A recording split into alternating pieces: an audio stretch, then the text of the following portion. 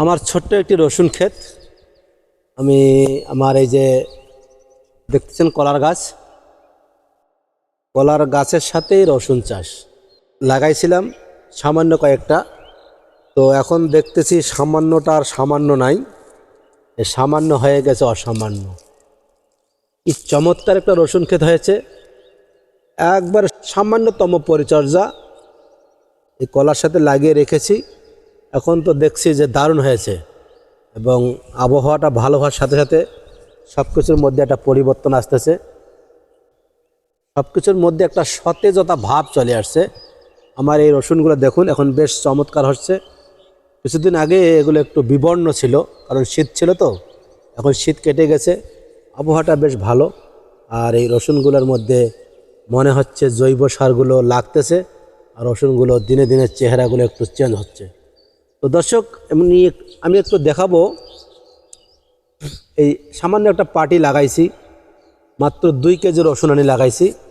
এখন সেটা দেখাবো আজকে, সেটা কীরকম হয়েছে, এবং আপনারা এই দেখার পরে একটা অনুমান করে আমাকে জানাবেন কেমন হইলো।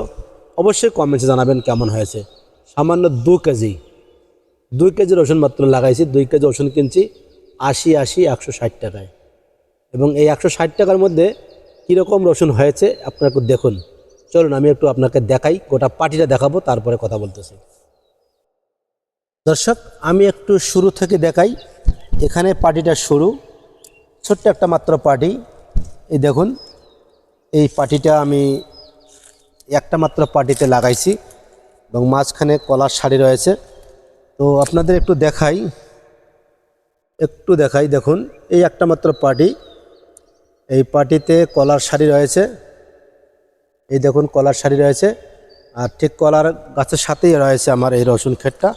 আমি একটু দেখাই, একটু গোড়াগুলো দেখাই। দেখুন এই যে গোড়াতে দেখুন, এই সাইড দিয়ে দেখাচ্ছি কতটা চমৎকার হয়েছে। এবার আমি একটু উপরের দিকে দেখাই। দেখুন কলার গাছটিও বেশ সুন্দর হয়েছে, কলার গাছটিও বেশ চমৎকার হয়েছে। তারপরে এই যে রসুন ক্ষেত, আমি চলছি, এই যে আবার কলার গাছ, তারপরে রসুন ক্ষেত। এখানে একটি কলার গাছ এখন হচ্ছে, রসুনের মধ্যে তলায় গেছে। তো এই দেখুন